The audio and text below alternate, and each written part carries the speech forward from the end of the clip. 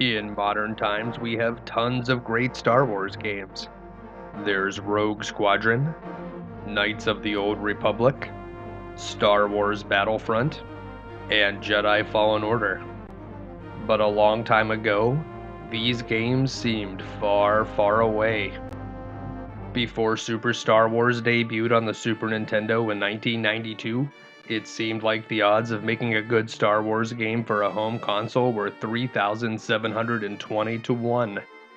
The Empire Strikes Back game for the Atari 2600 does a good job of capturing the look of the iconic assault on Hoth for such a primitive console. But this is the entire game. It really doesn't make you feel like a Jedi. JVC's NES game looks a bit bland and features some of the most unfair cheap deaths since the NES version of Dragon's Lair. Namco's Famicom Star Wars game is an interesting curiosity, but the story it tells is far from canon. We all remember the part in the movie after Luke fights Darth Scorpion and rescues R2-D2 from the dancing Jawas, when he crashes his Landspeeder into the Cantina bar and flies the Millennium Falcon to the sunken ruins of Washington, D.C., where Vader uses his dark side force powers to transform into a shark. Yeah, that all happened in the Japanese Star Wars game. Hey, at least they gave Chewie a medal at the end. Things all changed when we got Super Star Wars in 1992. This stellar Super Nintendo game features mostly run-and-gun gameplay, similar to something like Mega Man. It also includes vehicle segments using the Mode 7 technology that made games like F-Zero and the original Mario Kart possible. Finally, we could experience lightsaber duels as Luke, Cantina brawls as Chewie, the escape from Mos Eisley as Han, and even the trench run on the Death Star in Luke's X-Wing. It was epic. George Lucas's own game development studio, LucasArts, was much more involved in the development this time. George had created the Lucasfilm computer division in 1979, and it eventually split into two divisions, one for games, LucasArts, and another focused on computer graphics. You may have heard of the graphics division. They officially became known as Pixar in the 1980s. If you think that LucasArts would be a studio expressly created to make Star Wars video games, you'd be totally wrong. In the early days, Atari held the license to develop Star Wars games, so LucasArts actually worked on creating their own IPs. Before making any kind of Star Wars, LucasArts created the critically acclaimed Maniac Mansion for the NES. LucasArts actually didn't have a hand in any Star Wars games until the 1991 NES game, released over a decade after the debut of the movie. While LucasArts handled much of the visual designs and music, another company, Sculptured Software, handled the development. Programming was led by Peter Ward, who would go on to make Tom Clancy's Rainbow Six for the Nintendo 64 and Disney Infinity for modern platforms. Super Star Wars was such a big game that they couldn't fit it all on a single Super Nintendo cartridge. The developers ultimately had to cut the trash compactor level, although an early screenshot of it was featured in the August 1992 issue of Electronic Gaming Monthly magazine. Super Star Wars sold well and had great reviews in the publications of the time. EGM gave it a 9 out of 10, and GamePro gave it a 5 out of 5. LucasArts followed it up with two sequels representing the second two films from the original trilogy. These games were very popular, but they are notorious for their difficulty. These are the kind of games where you can set the difficulty to easy and still be humbled by the savageness of the enemies.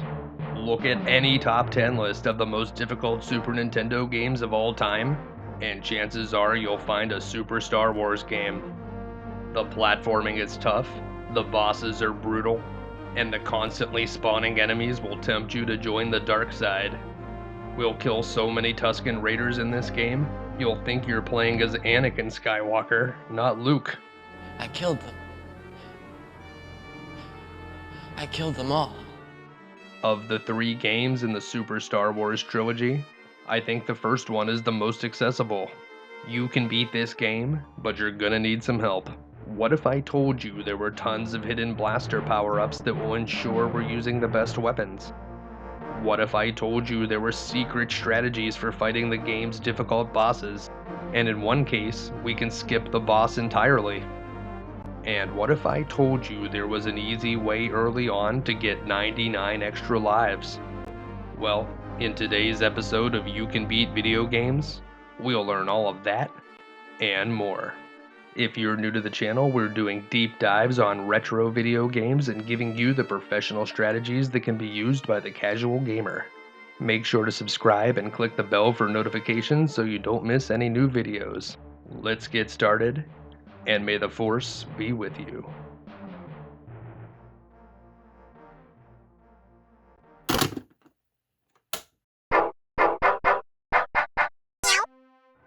Alright, Super Star Wars.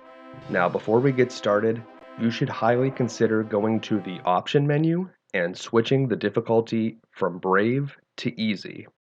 The default setting is Brave, and that is what I'm going to play on for this video, but any of the strategies that I show you on this video would certainly be applicable to the Easy mode as well. If you're used to modern games, you might think, Easy mode is for babies. That's going to make it so simple that I won't have fun anymore. Well, Super Star Wars is not that kind of game. You might think that level 1 or level 2 are too easy after you select Easy mode, but just stay with it for a little while because the difficulty ramps up very quickly in this game. Whenever you get to the Cantina fight or the escape from Mos Eisley or some of the levels on the Death Star, you're going to be very happy that you switched the difficulty to easy. So, for the purposes of this video, I am playing on the default Brave setting, but I highly recommend switching to easy. People that do speedruns of this game always change the difficulty to easy unless they're doing some kind of strange category or something else. So there is no shame in using the easy mode on this game. And with that said, we are treated to our first cinematic here. It's kind of an odd choice. If you remember the iconic scene from the beginning of the original Star Wars movie, they have the Imperial Star Destroyer all the way in the foreground, and it looks massive. And it's attacking Princess Leia's Corellian Corvette ship way in the background, so it looks tiny, and it gives you the idea that the rebels are this small thing and the Empire is huge. Well, they certainly reversed it here and made Leia's ship look almost as big, if not bigger, than the Star Destroyer. Weird choice. In any case, when we start out here in level 1 at the Dune Sea, do not go anywhere. Just stay here and keep fighting these scorpion enemies that will spawn on top of this very first rock. Luke actually starts the game with the game's worst weapon, the standard blaster, but after we kill 10 of these scorpions, it's going to spawn a blaster power-up, and we will be upgraded to the flame blaster. Now, this is one of those kind of games where if you die and lose a life, you lose any blaster upgrades that you have received. So you want to get those blaster upgrades as early as possible, and you want to try to hold on to them for as long as you can. I'm not going to assume that you're able to finish this entire game without dying once, so I am going to point out throughout the walkthrough where the additional blaster power-ups are, but we certainly want to get to our plasma blaster as soon as possible, and we want to hold it for as long as we can. That's going to make the game the easiest that it possibly can be. Climb up this valley and take out these scorpions. The flying enemies are called Minox, and you may not remember the Minox. They were in the Empire Strikes Back when Han, Chewie, and Leia are inside that asteroid cave.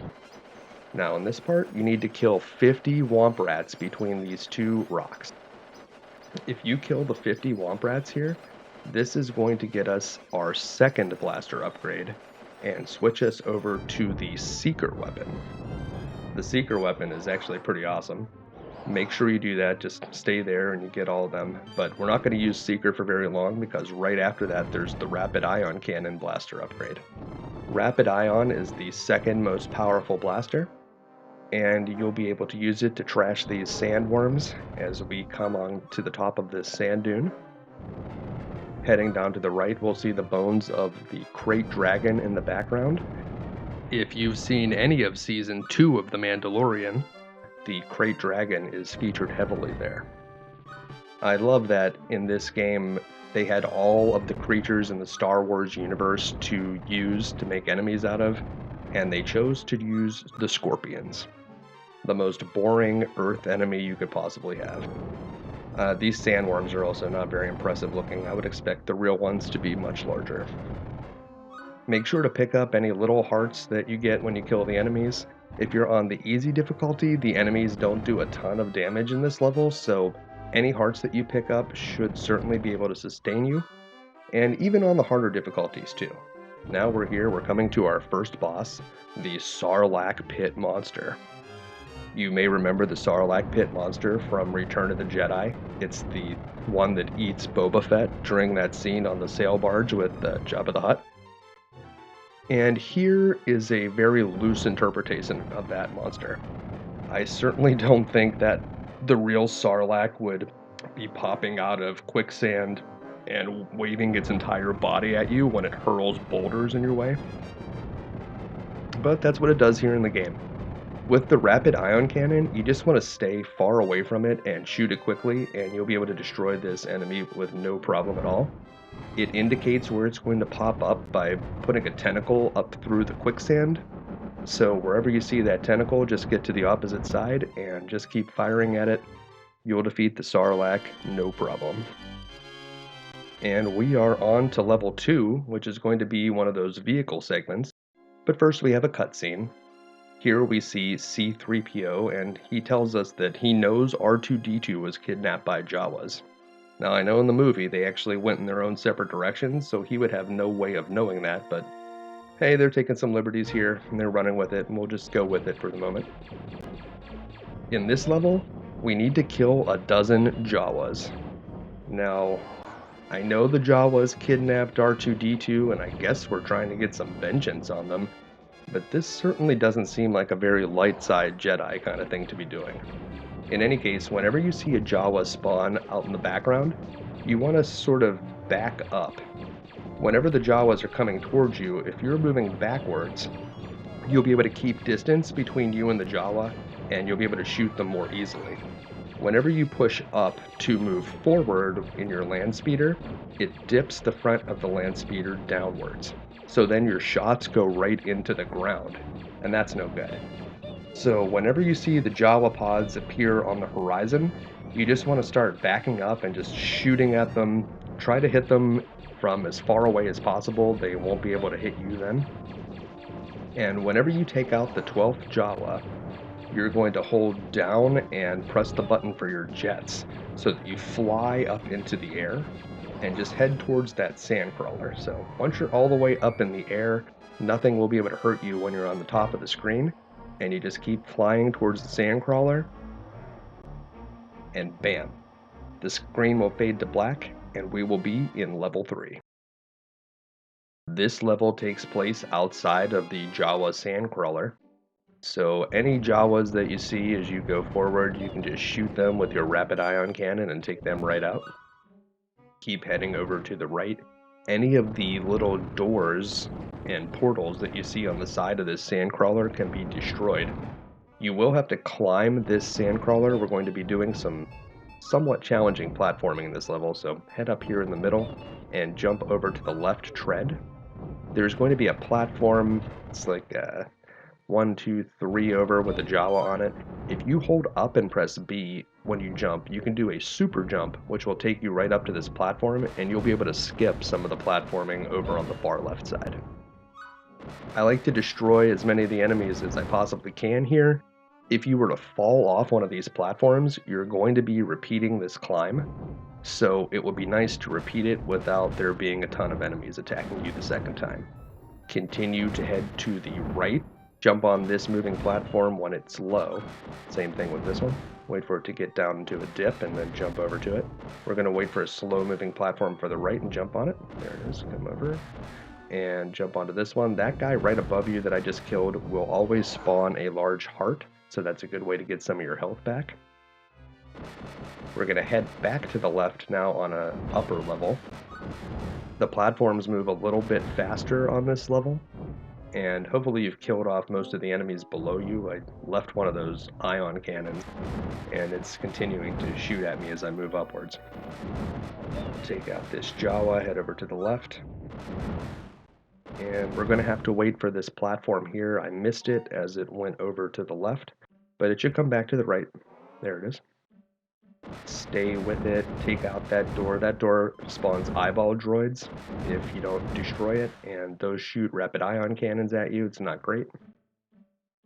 At the top of this, we can just jump up and up again, and then hold down and right and press your jump button to do a slide, and you can slide right past all of these turrets. Just slide by them. And then you want to shoot above the door here, and you will receive a blaster power-up, which will give us the most powerful blaster, the plasma cannon, and it will also get you an extra life. Pretty nice. Level 4, the inside of the Sandcrawler, is one of the larger levels in the game. You'll start out by dropping down this shaft, and you'll want to shoot the door on the right to open it up. Take out any Jawas in your way, and just continue to follow the path. The path in here is fairly linear. You should not get too easily lost in here. Watch out for the turrets on the walls or the floor that shoot fire. There's one over there to the right of me. Just want to stay away from those. They can be destroyed, but they're small targets, so they're hard to hit. Over here on the right of this moving platform is another blaster power-up. If you've lost any lives, perhaps in that outside the Sandcrawler level, it will be very important that you get your blaster back powered up, and it shouldn't be too hard to do here in level 4. Just keep following the path down and then to the left. If you find this shield item, always make sure to pick that one up. That gives you a temporary invincibility, and it randomly spawns from some of the enemies that you defeat. There's a lot of fire and laser turrets in this corridor, but when you get onto the top of this platform, there's going to be a heart over to the right that you can jump to, and you don't even need to be on the platform, the moving one, to get to it. You can actually just jump over to the left and just kind of jump at it, and you'll be able to collect it without actually jumping up onto the platform itself. Heading over to the left, there's going to be some factory droids that are working on these mechanical arms. The drillers on the bottom of the screen are not instant death, but they will damage you. So make sure you just jump out of those if you touch them. There are some of those flame turrets on the ground. Those actually can complicate things. Be careful of them. You can jump on these mechanical arms to avoid the drillers as you move forward. There's another one of those fire turrets right here. And then you want to jump through the wall over here on the left. This will reveal some extra hearts for us, and 2 more blaster power-ups in case you need them. With the plasma blaster, we are easily taking out the enemies here. That enemy is called a GNK power droid, or a gonk droid. You may remember them from the Sandcrawler scene in the original movie. Head back over to the left. You need to use your slide move to get past these lasers. If you bump into them, they'll do minor damage, but they're more of an annoyance than anything. Head back to the right. You need to shoot the support arm on this ion turret. The support arm is the only part that can actually be damaged, and whenever you destroy it, it will drop the bottom part off. Also be careful of the tank treads here that you're going to be walking on. They will move you forward. You need to do a super jump to ascend here. There's a moving platform to deal with. Take out any enemies in your way. Continue on to the right, and then you got to slide under these crushers when they are at their peak. So whenever it's at the top, just do a nice slide underneath. Over here to the right, we'll fight another one of these ion turrets. Remember, you need to take out the support arm, and this one drops a big heart for us. Very nice. Down here, this guy is called a Spitapillar. You can defeat him easily, and he will have a blaster power-up for you if you need it. There's some extra energies and health swords here. Just be careful of these platforms. You won't die if you fall down there, but you will need to bounce out quickly.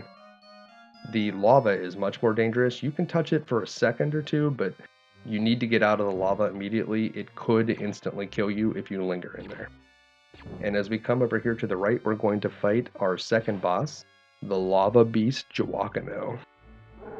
For Jawakano, you just want to get right up next to it on this platform, crouch down, and just start pumping your blaster into its hideous heart. It should actually be very easy to defeat. Interesting story about Jawakano. This is the first appearance of the Lava Beast Jawakano, and they are actually featured in some of Star Wars' extended universe stories. They are known to be a native of Mustafar. Now, here's an alternate strategy. If you press and hold the R button in this corridor, it will move the camera up, so just try that. Just move it up and hold R. You need to be careful because you won't be able to see a lot of the platforms below you. And if you hold R through this whole section, you'll never actually trigger the boss, and Lava Beast Jawakano can be completely skipped. So just head all the way over here, and when you get to the last platform, you can just let go of the R button, and boom, stage clear. Very simple. So that's a cool little trick, especially if you're having trouble with that boss. Once we get through here, we will see another cutscene. It seems that there's a princess that's been captured by the Empire, and we need to find good old Obi-Wan Kenobi. So we are off to the land of the Sand People. This enemy here is called a wart, or the instruction manual actually calls it a drog. Whatever you call it, it's a frog that whenever you kill it, it leaves this like sticky tar spot. And whenever you're standing on that sticky tar, you will not be able to jump, and it will slow your movement, so you certainly want to avoid those tar patches. There's a blaster power up at the beginning if you need it. Head over here, there's also a health refill, and continue to the left, taking out any Jawas in your way. This stage is called Land of the Sand People, and we will be seeing the Tusken Raiders soon. Now jump over this jutting rock and then head back over to the left, shoot the corner, and you'll be able to get a 1-up there. If you don't jump over the rock, it will not spawn, so make sure to do that first. And here are the titular Sand People, the Tusken Raiders. Now, if you've seen any of the newer Star Wars stuff like The Mandalorian, we know that the Tusken Raiders are actually sentient beings, and we probably shouldn't be randomly murdering them as we go through here, but you know, it's just a video game. It's not supposed to be canon entirely. Head on down and take out this Womp Rat, slide underneath this moving rock, and we're going to have to do a little bit of platforming here. The first 2 rocks drop out from under you, so get off them quickly. But the third one is safe, so you can kind of hang out here and let the screen scroll a bit forward so that you know where you're going before you make your jumps. The next rock there also falls. Some of these will and some of them won't. The last one is safe, and then head up to the ledge, and you have completed this first platforming section, which is not as difficult as the one later. Continue through, taking out the Jawas and the sandworms. Be careful of the boulders, and over here on the left you can catch some hearts that are floating up. Make sure to grab them before they disappear.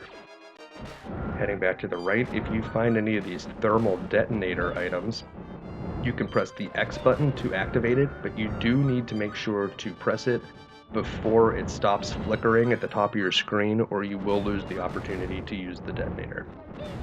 Whenever you use it, it will destroy all the enemies on the screen, and if you can ever save a thermal detonator for one of the bosses, it will do significant damage to the boss, so that's a good note. Continue here, mowing down the Tusken Raiders as you move forward, and then you want to just jump off this platform and hold to the left, and down here we can find a secret alcove where you can get 7 1-ups.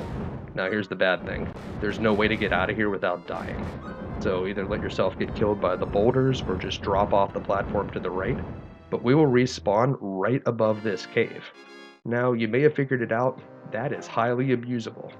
With this many 1-ups, we can easily get ourselves to 99 lives, although it will actually be 98 after we have to take the death to get out of this room. This game has limited lives and limited continues, and this is a very easy way to break that. Once you have your 99 lives, you'll continue to platform across these rocks to the right. Many of them fall. If you need to see up or down, you can use the L or R buttons to move the camera, but most of the time when you can't see the next platform to the right, you can just walk off the one that you're on, and you'll be able to safely drop down to the next level. They were at least a little bit friendly about that. The one in the middle here will drop out, be careful of it.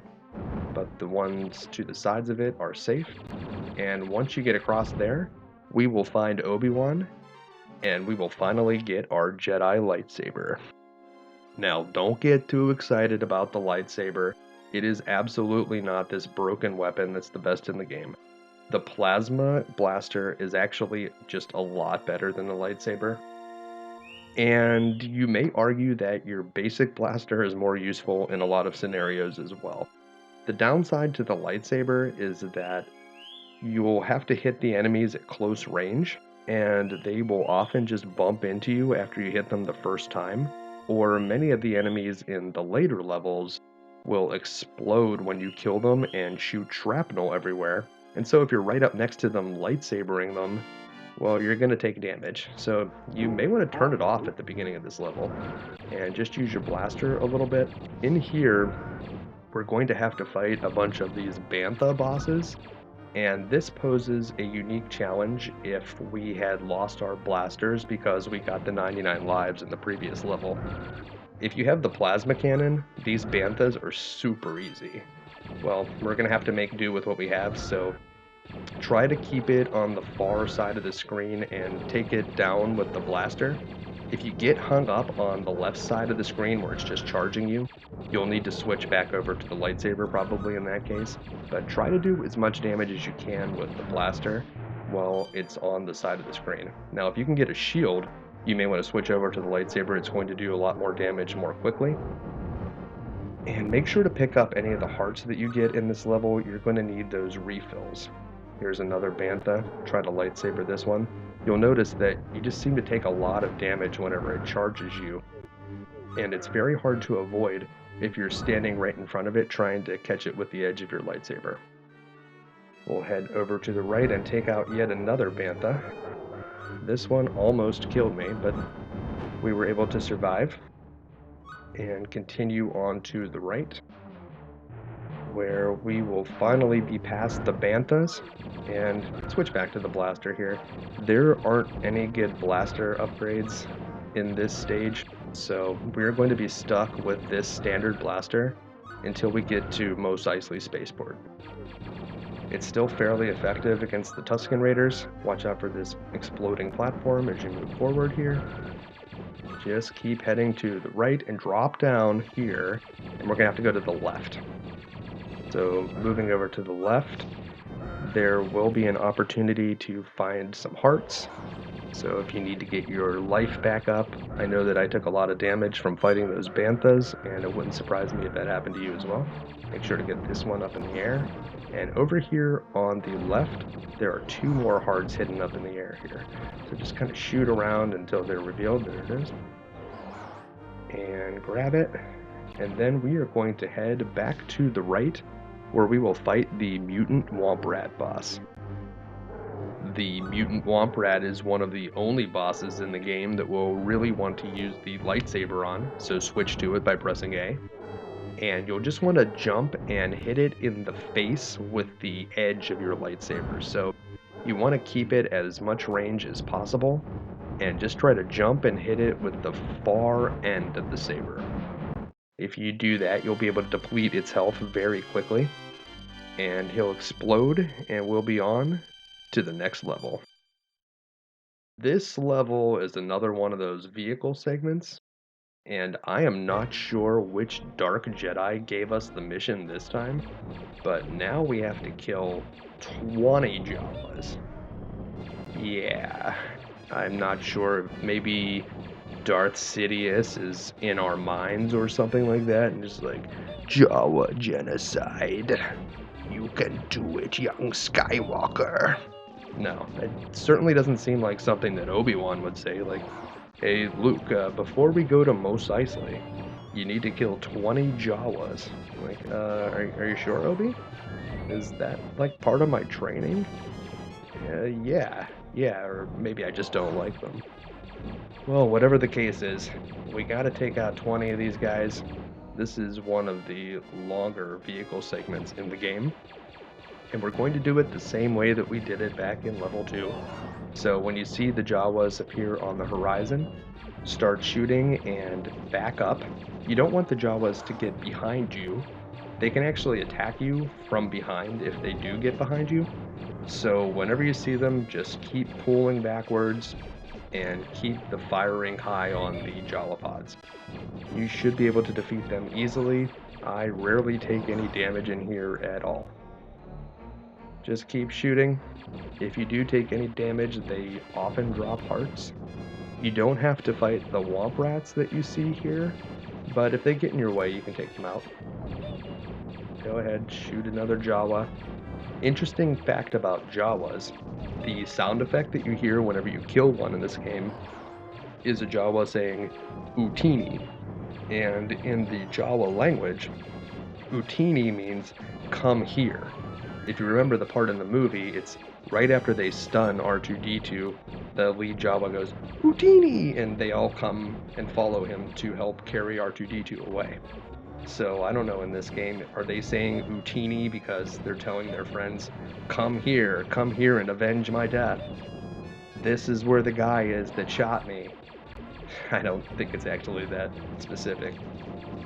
The game developers, I'm sure, just used whatever sound effects were available to them, but it is kind of amusing to think of the Jawas screaming for vengeance in their last moments of life.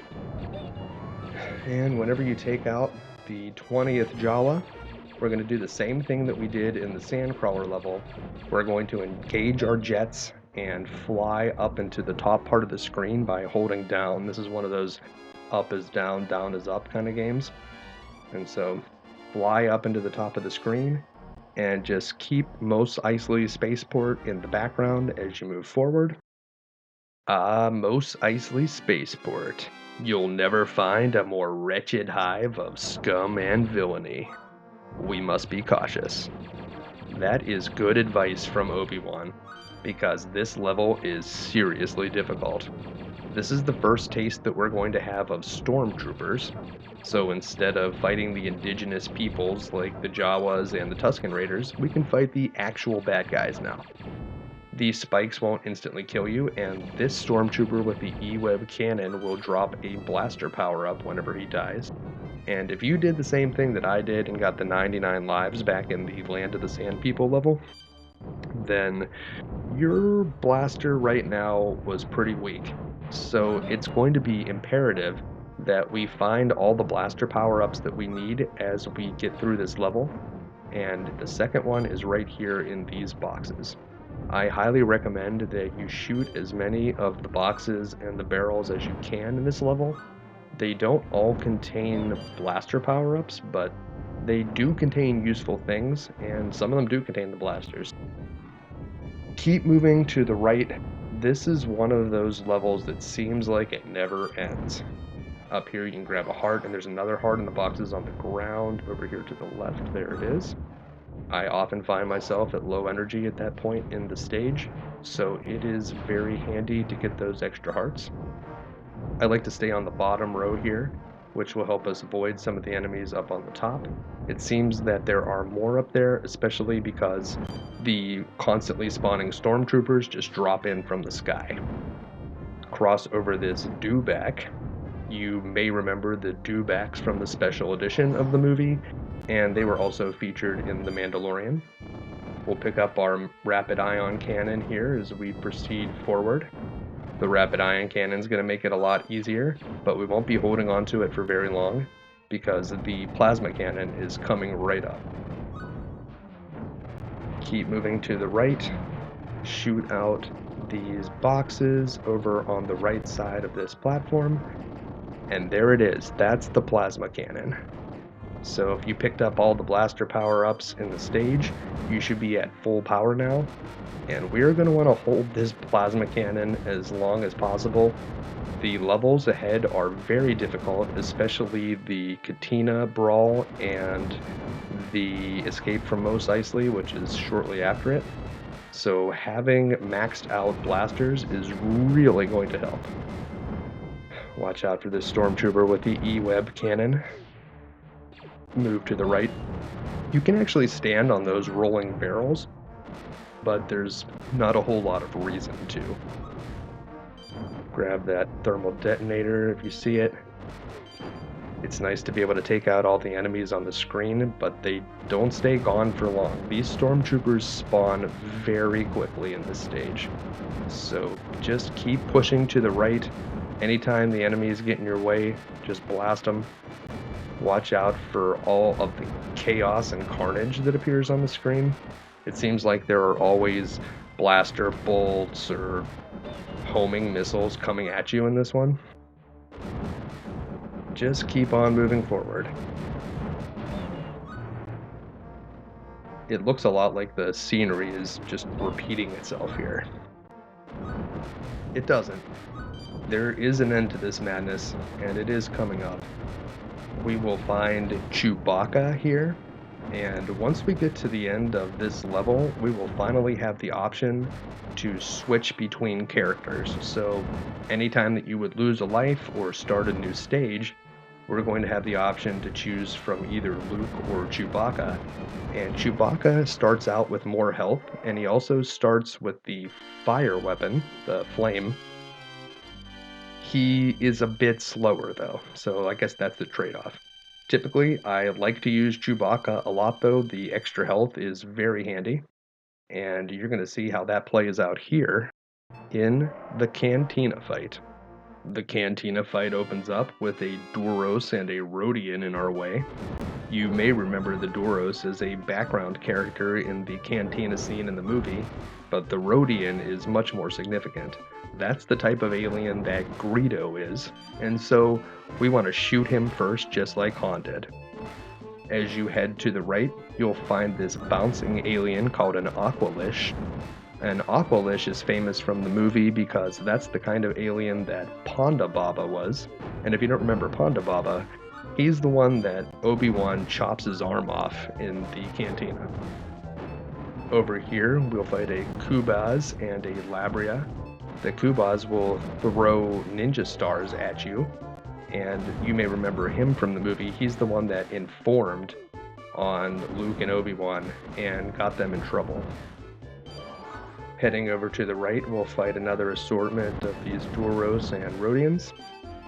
And there's another Aqualish that will bounce in. This stage plays out a lot like a beat-em-up kind of game. Usually you'll need to clear the enemies before you can move forward, and you'll get that bouncing red arrow on the screen, just like you would in something like Streets of Rage. These wolfmen are called Shishtavarans, and the Shishtavarans are another one of those background characters from the Cantina. These ones do a spinning berserk attack, kind of like the Tasmanian Devil from Looney Tunes. Just shoot them. They seem to be invulnerable when they're in the spin though, so be cautious of that, just jump over them in that case. Watch out for this Labria, he attacks with knives. This is a level that you really don't want to die in. If you die in this level and you lose your blaster power-ups, you will not be able to re-power up to plasma before the end, and so you will be seriously handicapped for the boss. And the boss is one of the most difficult ones in the game, the Kalhar boss monster.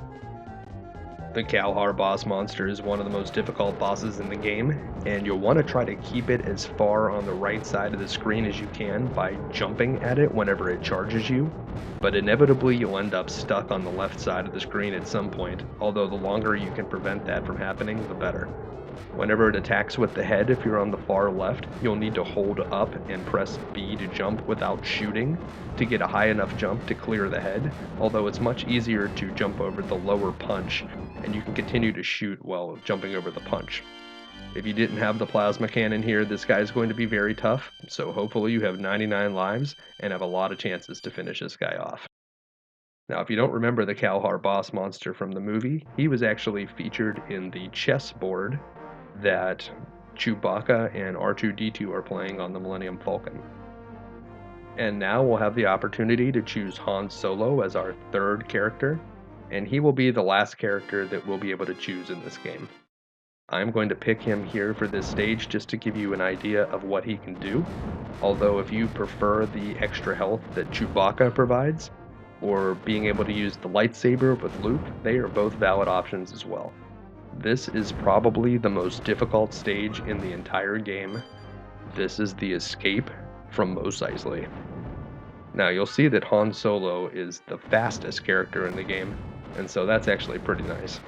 He also has a combat role instead of the slide that Luke and Chewbacca have, and the combat role is probably a good bit more useful, I would say. In this area, you'll need to climb to the top of the building before you proceed to the right, and the constantly spawning stormtroopers are very tenacious here. They just keep coming. Sometimes they'll be parked with a homing missile cannon or an E-web blaster. But just keep on making your way to the right.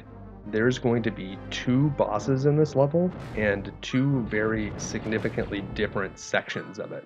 So this part is a lot like the previous Mos Eisley level, and this is the easier section. Try to keep your health high. We are going to have to fight a boss right over here, the maintenance droid. Now, the maintenance droid reminds me a lot of the probe droid that Han blows up in The Empire Strikes Back. This one puts up a good bit more fight. It has 3 health bars, and the first 2 are depleted easily, but the third one, you can only damage it whenever it's doing that drill attack, or whenever the pod in the bottom opens up to shoot you. So I usually like to try to roll away from it to make it do the drill attack, although occasionally it will still do the fireballs. Whenever it does those, just stay as far away from it as possible. But you want it to start doing the drill so that you can shoot it while it's not drilling on top of you. And once the maintenance droid is defeated, we can head on to the second half of this level. Here in the second half, we'll need to destroy this mechanical claw, and if you head over to the left, we can get a health sword, which will give us a bit more HP, and we're going to need as much as we can have in this place. There are all kinds of these proximity mines just hanging out in this area of the level, and they won't deal you a ton of damage, but they just keep chipping away at you. Whenever they explode, they throw a bunch of shrapnel around, and the shrapnel will deal minor damage to you. So ideally, you'd like to shoot those proximity mines from a distance and destroy them, but they're such small targets that they're very hard to hit. Over here on the right, there's a shield, there's also a heart, and there's a blaster power-up over here in the left. So if you don't have plasma blasters right now, you better grab this one whenever you can. There are checkpoints in this stage, but if you die and come back to a checkpoint, well, then you're not going to have your plasma blaster anymore. Han and Chewie both start with the flame blaster, so if you die, that's at least a little bit better than the regular one that Luke has, unless you're very good with the lightsaber.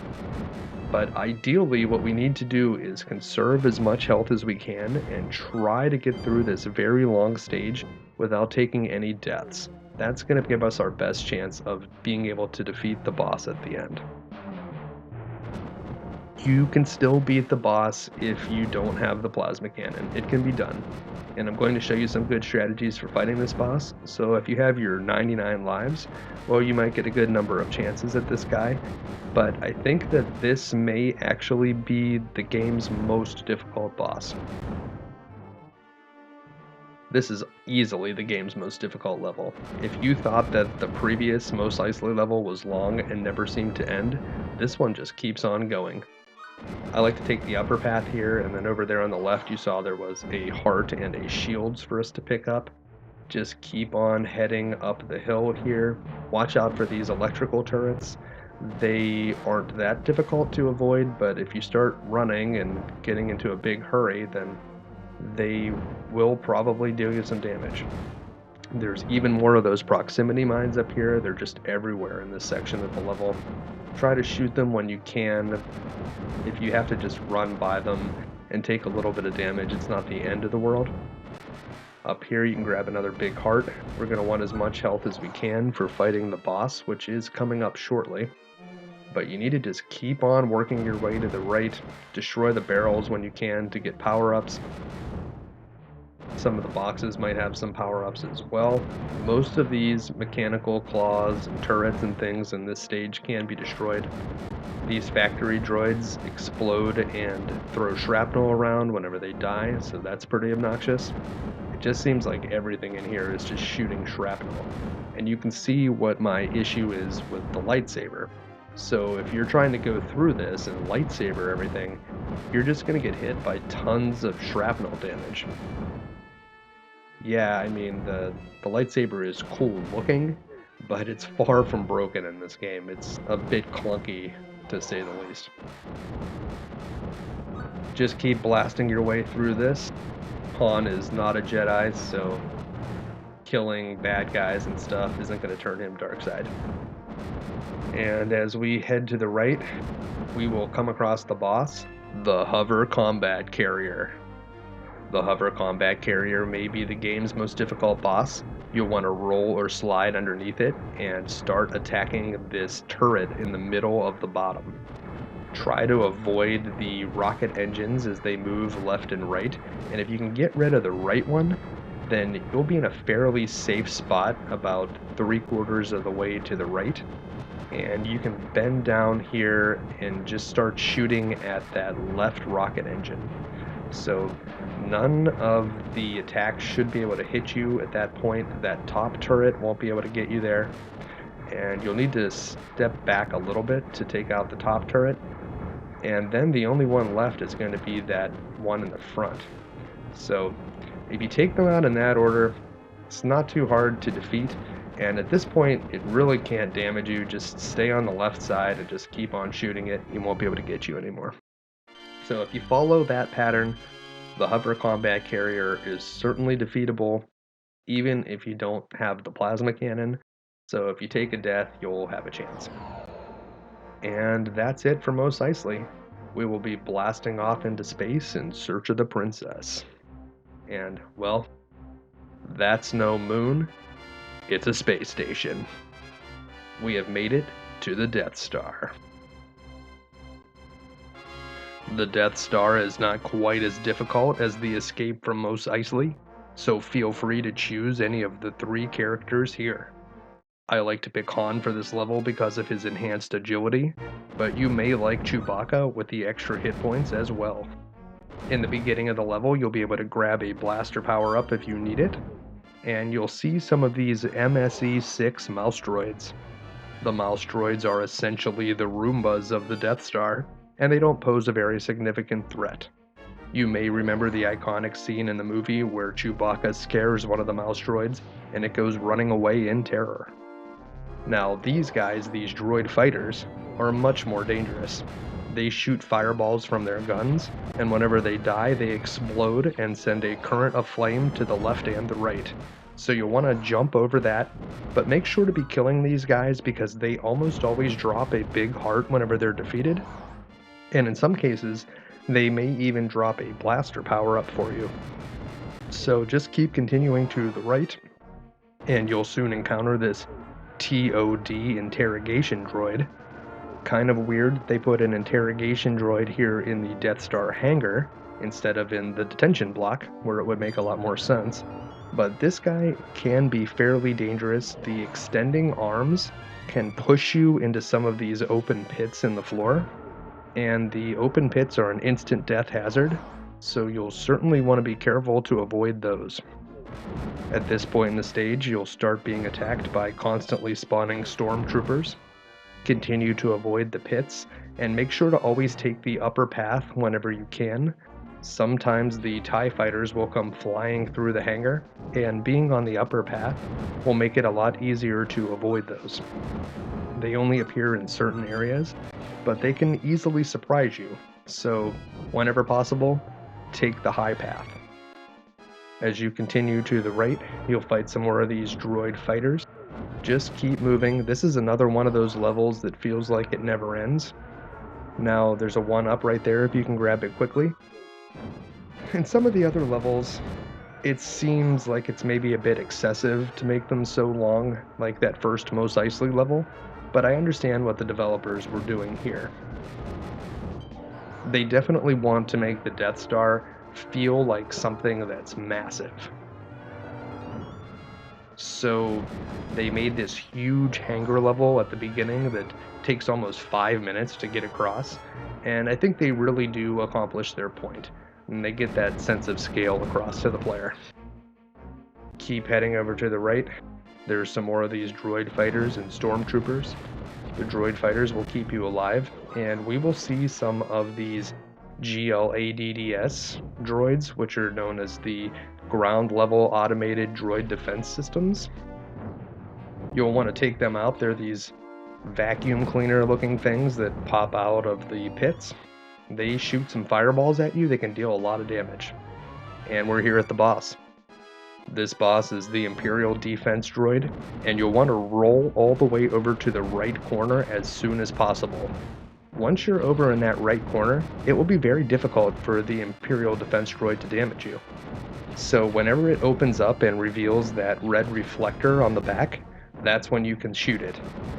Take your opportunity to fight it, even when it's up right close to you. If it opens that back hatch, just shoot up and to the left, and you'll start hitting it, and this boss will be finished very quickly. Much easier than the previous two bosses that we fought. And that's it. You've completed the Death Star hangar. The next stage is another large level, and this time I'm going to take Chewbacca as my hero. I think that the extra health will be very helpful here. You'll start out here in the Rescue the Princess stage, in the Death Star detention block, and there is an LIN mining droid that I think is best to just be avoided. They seem to be very hard to kill.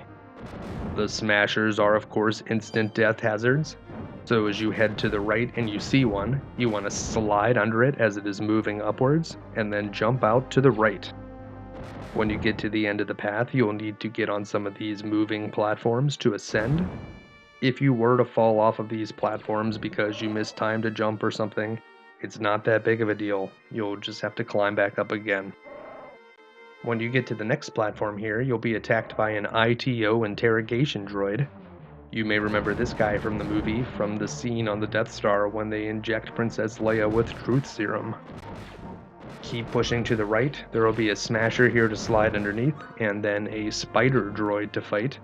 The spider droids go down very quickly and are obviously named because they look like spiders. Whenever you get to the top of this next shaft, you'll find some more of those TOD interrogation droids. It makes a lot more sense for the interrogation droids to be here in the detention block instead of over in that hangar like they were in the previous level. Keep moving to the left, watch out for the MSE-6 mouse droids, and there will be another platform to climb here. Now, in this vertical shaft, there's actually a trick over to the left. You can jump through the wall. Over here through the wall, you'll be able to get 2 hearts and 3 blaster power-ups. So if you've died at all, and you need to get your blasters powered up before the boss, that is a great place to do it. On the left side of that shaft, there's a heart you can grab if you need it. Slide under this first smasher and head over to the right. There will be more droid fighters on this level. Make sure to take them out and get the hearts that they provide. Keep moving on to the right. There will be another smasher. Slide or run underneath it. Continue to the right. Now, on the next smasher that you see, there will be a blaster power-up if you need it. It will take a little bit of danger to get it, so just go underneath, jump, and grab it. And then you will be all set for the boss of the level, which is the Detention Guard boss. The Detention Guard boss floats up in the air. Just keep on shooting it. It can only be damaged whenever it's open on the bottom. So shoot at it, and whenever it opens up, it'll start taking damage. There you go. Watch out for the laser it shoots in the bottom. You should have the plasma gun by now, even if you didn't have it at the beginning of this level. And don't forget that it has a second form. The second form doesn't have a life bar, so just keep damaging it a bit more, and we will be out of the detention block corridor in no time. And that's it. You've done it. You've rescued Princess Leia. We will see a brief cutscene here, showing us that we have saved Leia. And then we will move on to the final platforming stage in the game. I like to take Chewbacca here. This is another one that his extra health is very helpful for. You'll start off by fighting some droid fighters right here in the bottom of this shaft, and this level is very vertical. You're just going to keep going up the entire time. On the right side, you can get a blaster power-up if you need it. Keep heading upwards on these platforms. Try to shoot any of these small lasers or enemies that you see. Just in case you were to fall off, you're going to need to climb back a good bit, so you'll want to have eliminated as many of the enemies as possible. Up here you can get a big heart if you're fast enough, after taking out that stormtrooper that has the homing missile cannon. Wait on this platform until you have a good opportunity to jump off onto another moving platform, which will be over on the left. Sometimes it seems like it's not going to appear, but it will. Keep heading upwards. You can jump over onto this ledge on the left, and you're going to wait for that platform to come down, and it'll come back over to the left. So just wait for it to come to you. And then it'll take you back to the right. Keep heading up farther and farther to the top of this shaft. The boss at the end of this is actually very easy, so all we need to do is navigate this shaft, and we will be on our way to the end of the game. Just hang out here on the side and wait for this platform to come back to the right. Keep moving upwards, taking out any enemies that you can as you move along. And this one in the middle will take you to a large platform, and this one's going to take you to the boss. Take out the 2 droid fighters on the bottom and get their hearts if you need them, and then just aim upwards and just stay right in the middle and just keep shooting at the tractor beam power core. If you keep shooting it from the middle, whenever it attacks, it will launch these red balls at you, but you will just immediately destroy them. So this boss is actually super easy, and it is sort of the last boss in the game. Whenever we defeat this guy, we are going to move on to the Mode 7 vehicle segments, and that's going to take us clear on to the end. So that's it. Before we move on to that assault on the Death Star, we will be treated to several cutscenes. The first one relives the epic confrontation between Darth Vader and Obi-Wan on the Death Star, although they show Darth Vader as having a blue lightsaber, which we all know that's not right. In any case, we know how this one ends, and soon the Millennium Falcon is taking off for the Rebel base on Yavin. Thanks to the efforts of Galen Erso, there is a small flaw in the Death Star. We can shoot a proton torpedo inside of an exhaust port and set off a chain reaction, which will destroy the entire space station. And so it's time to jump into our X-Wing and begin the final confrontation. It's time to go on a trench run. Before we actually get into the trench though, we're going to have a little bit of a more typical Mode 7 vehicle segment. So this part is not too different from the Jawa genocide that we had done several times earlier in the game, except that we won't be able to just move backwards and keep the bad guys in the distance this time. The game wants to propel us forward instead. Just shoot at whatever you can, mash that fire button, and try to line up as many shots as you can with the TIE fighters. I feel like the towers are much easier to hit. They don't move at all when they're a bigger target. So whenever you have the opportunity to take out the TIEs, I think you should probably prioritize them. In any case, you need to destroy 20 of each, and whenever you have finished off one, either the TIEs or the towers, just make sure you focus on the other. At this point, I'm ahead on towers, so try to get a couple more TIEs in there.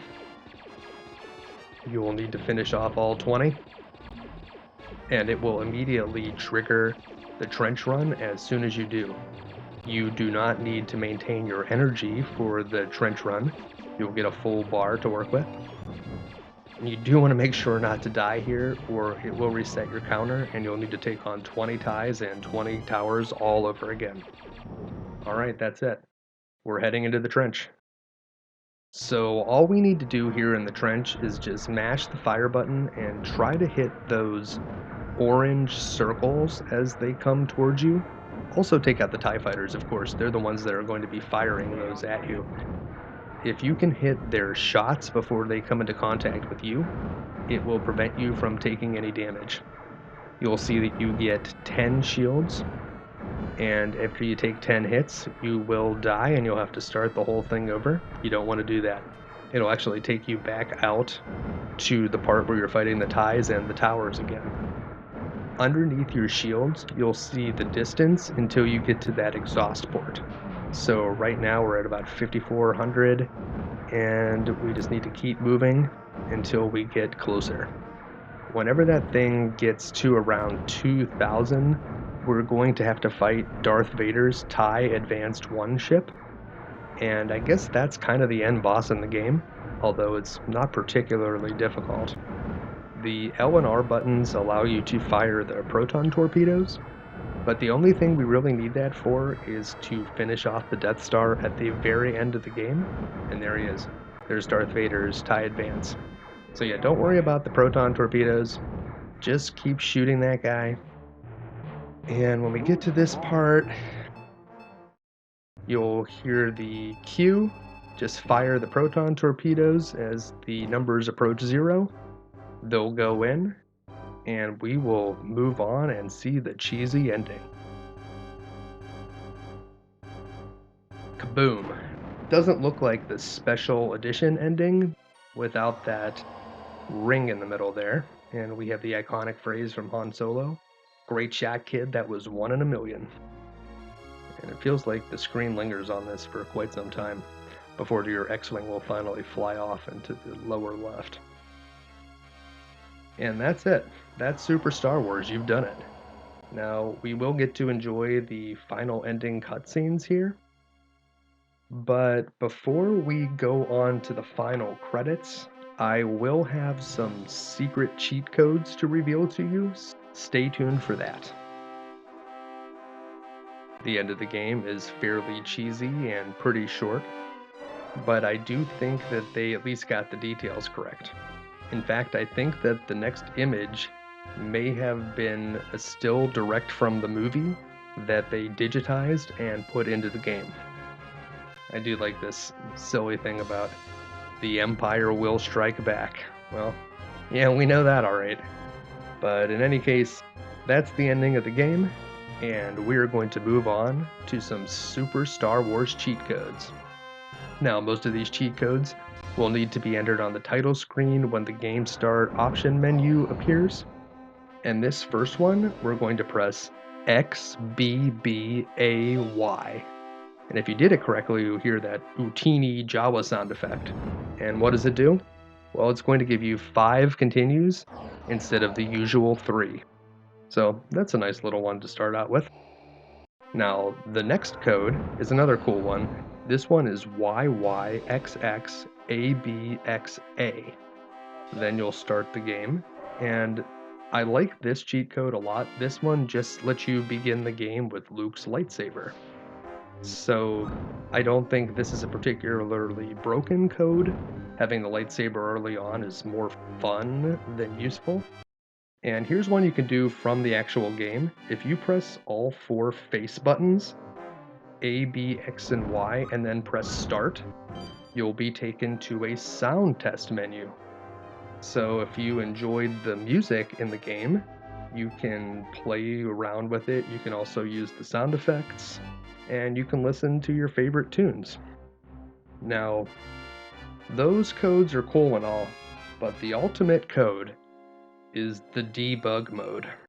So if you really feel like cheating, you need to press AAAA XBBBB Y XXXX A YYYB. If you did it correctly, you'll hear that sound effect again. And this time, when you start the game, you'll know right away that you did it correctly because you'll have the choice of all 3 characters for the first level. So that's pretty cool. So if you wanted to be Chewbacca here in the Dune Sea, that's something that you can definitely do. But that's not the only thing that this does.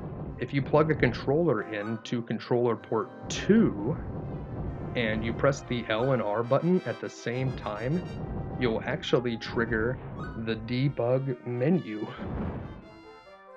Here on the debug menu, You can change what level we're in. You can change the number of lives you have.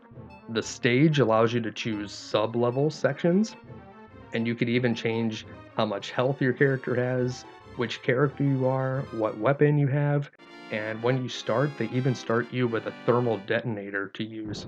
So that is a very powerful code. And while you're playing with the debug mode on, if you don't like the level you're on, just press start on controller 2, and you will immediately get the stage clear message. Da-da! Yeah, we finished it! We did it! We beat this level! And that is not the only thing that you can do with the debug mode. Although it seems pretty cool to be able to jump around to whatever level you want, especially if you want to do some practicing. But if you are sick of this game and you really want to get things going on, there's God mode. If you press all 4 face buttons and select on controller 2, so A, B, X, Y, and select, you will engage God mode. And you'll know that you've done it because your positioning, the X and Y coordinates will appear on the screen, but you will no longer take any damage from the enemies, and you will even be able to kind of jump to some areas that you couldn't normally jump to. So you may be able to drop down through some platforms that you normally couldn't drop through, but that is God mode. Now I got one more code on this screen. Just hit A, B, A, B, A, B, A, B, A, B, A, B, just a total of 8 button presses, and that is going to take you straight to the credits. That is all the secret codes for Super Star Wars that I think you'll find useful. Well, I hope this video helped you to restore peace to the galaxy and finally brought balance to the Force. If it did, make sure to give it a like and be sure to subscribe for more videos, because we all know that the Empire will soon strike back, and that's why we'll be back next week with another video game you can beat. Thanks for watching.